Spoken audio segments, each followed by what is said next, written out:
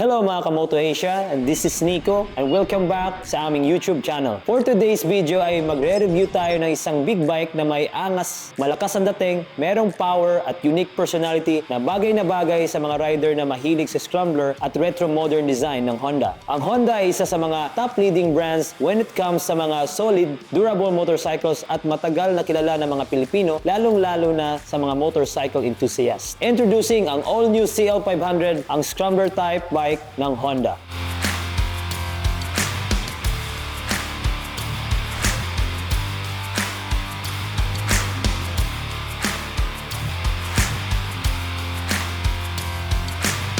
The all-new CL500 is outfitted with a 471cc liquid-cooled, 4-stroke, dual overhead cam, 4-bar parallel twin-cylinder, at merong 6-speed manual transmission na capable to produce 33.8 kilowatt max power at 8,500 RPM. At 43.3 Nm max torque at 6,000 RPM. It has fuel tank capacity of 12.2 liters at may bigat na 190 kilograms. When it comes to its looks, ay mapapalingon ka talaga dahil sa unique scrambler type build nito with a dimension of 2,175 length, 831 width at may height na 1,134mm na maganda sa daily use at sa matraffic na lugar dahil magaan itong dalhin. Pag titingnan naman ang motor sa right side view ay makikita natin agad ang tambutso niya na sobrang laki na nakabalot ito ng special type of stainless steel na nagsisilbing heat guard niya. And looking into it, it gives a unique appearance para sa isang scrambler type motorcycle. Sa upuan naman ay naka flat black leather supported for 2 at malambot na foam para sa mas comfortable sa mga mahabang biyahe. Meron din siyang seat strap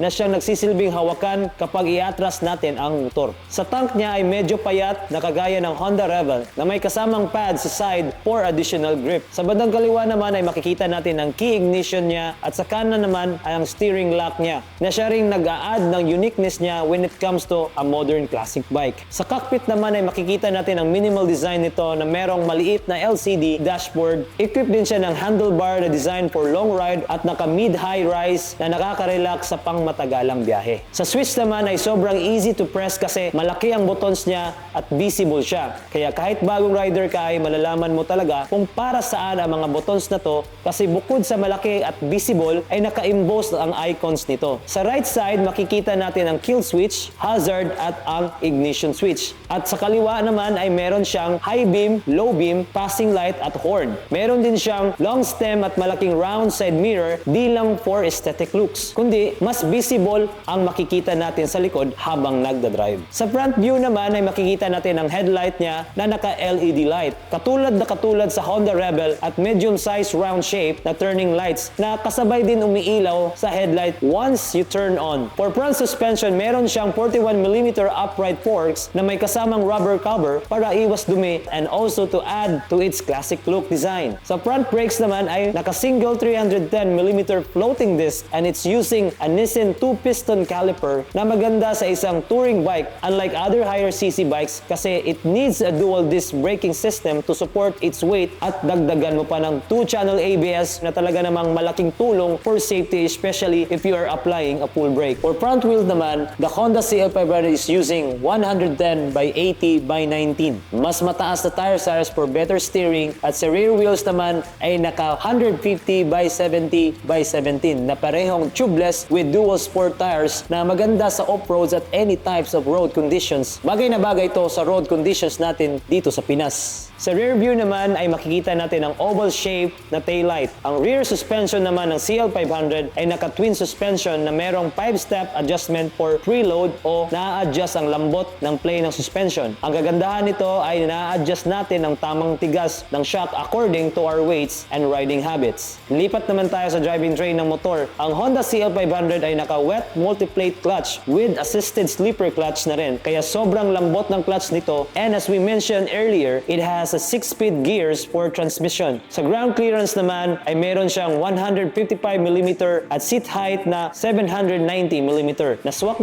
sa height nating mga Pinoy. At meron pang Honda's emergency stop signal, isang safety feature para ma-avoid ang collision that's engineered to flash the signal lights rapidly kapag nag-a-apply tayo ng sudden braking. And if you're interested to see the actual bike, just visit Honda Flagship Gensan located at National Highway Corner, Eusebio, Bulaong Avenue. Kaya if you consider the bike's combination of retro-modern design, excellent performance parameters, at advanced safety features ito, the all-new CL500 is the ideal choice sa mga Filipino riders na gusto pang araw-araw na touring bike na stylish and functional whether cruising the city streets or enjoying a light off-road adventure. Kaya mga ka-Moto-Asia, kung natuwa kayo sa video na to, please do subscribe para lagi kang updated sa mga bagong informative videos, DIY tutorials at bike reviews namin. Maraming salamat ka Moto-Asia at ride safe sa ating lahat.